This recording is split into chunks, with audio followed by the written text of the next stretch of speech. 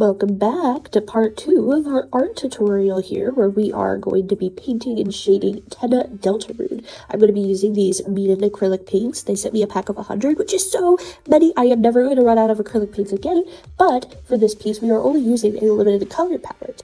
If you remember last part, we created a limited color palette together.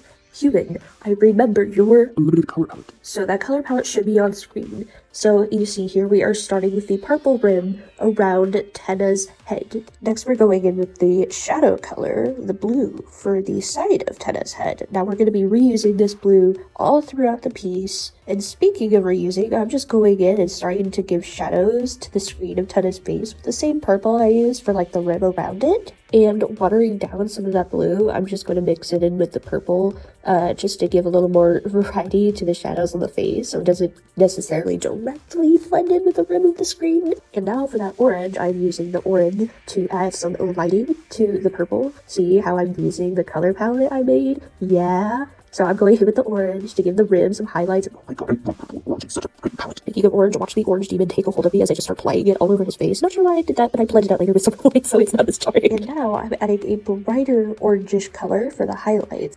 And then I added some white for even brighter highlights because I am crazy.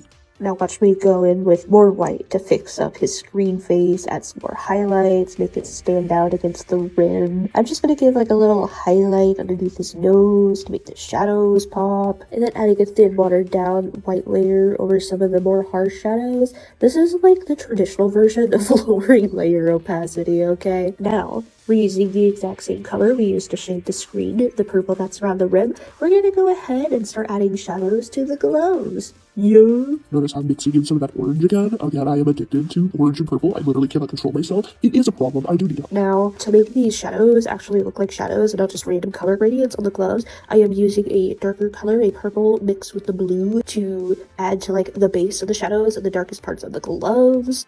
Thank you for watching. Part 2 soon.